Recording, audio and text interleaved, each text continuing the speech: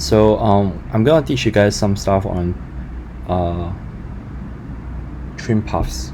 Yeah, that's the word, trim paths. So first thing you want to see is this firework. Now I actually did this because okay, I explain a bit of more complicated stuff.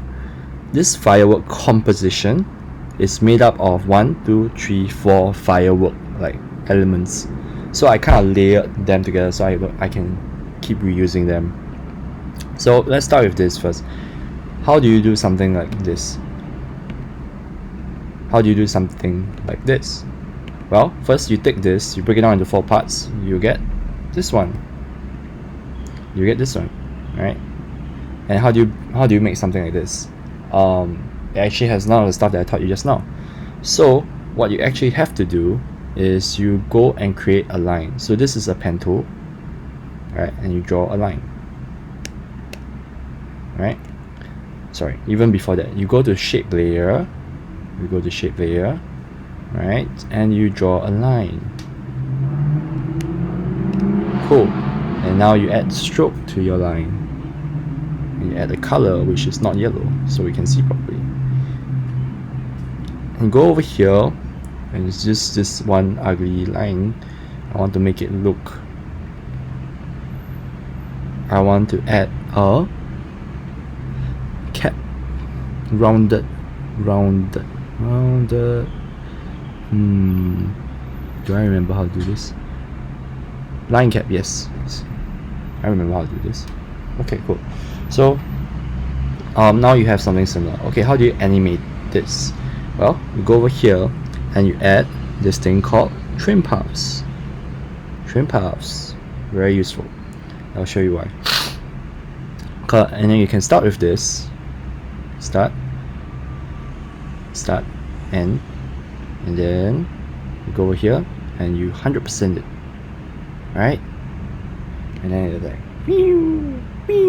so you can use this for all sorts of things. You can use this to animate like a progress bar, for example. You could use this to animate like line patterns, and you can use this to animate more complex stuff. So if I had a shape that was not just a line, I had a shape that was like this, like this, like this, what trim paths actually do is it will just follow. So you I might get rid of the fill. This ugly shit. Okay. Can I swear on this video? But that's that. So the other thing that you can look into how doing this is like if you want some sort of calligraphy stuff, right? Then you can do this as well. However, this is one big line. And then I combined it over here into four different ones. And then it's just 4 trim paths, but then they all have different rotation. Yep. So R for rotation. Okay. Now, what else did I do with paths? I did this with paths, right? This. So this is actually a bit more complicated. I do not recommend you doing this. It's just because After Effects with body moving does not support certain effects. It does not support certain functions or expressions that you would otherwise be able to do in After Effects. So I have to hack it. I have to find the most basic way of doing things. And the most basic way of doing this is to have one line and to have it do a trim path. So this is actually sort of like a sine curve, and in order to make it wiggle, so I mapped it out, and basically you have the full path, but it's going from it's moving. You see this here, so it's actually moving along axis, but it's moving at the same speed of which you're trimming it. Don't know if it makes sense to you, but you move it along the same speed as you're trimming it, and so it looks like it's doing the wave. Yeah. If you don't understand this, it's fine.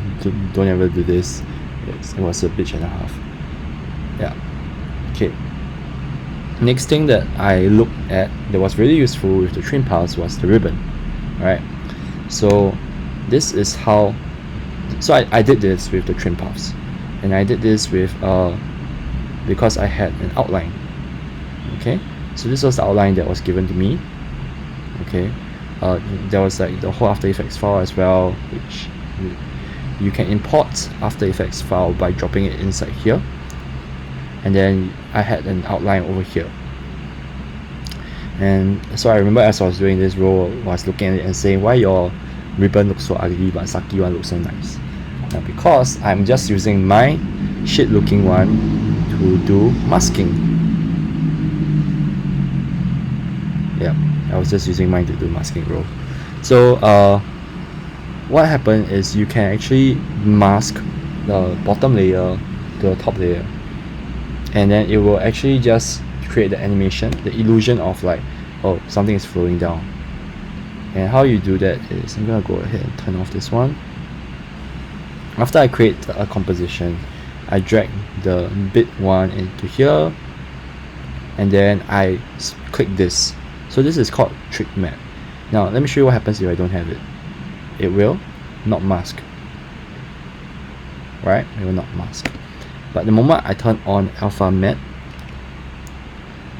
right, it will take the layer on top and it will use that as a mask. So you will not see the shit looking one, you only see the shape of the bottom one, and then therefore you can create this kind of effect. Because you can't do particle simulation in After Effects for Lottie. It is very difficult. I have tried. Yeah. So that's what. So those are like few creative uses of trim paths. Okay.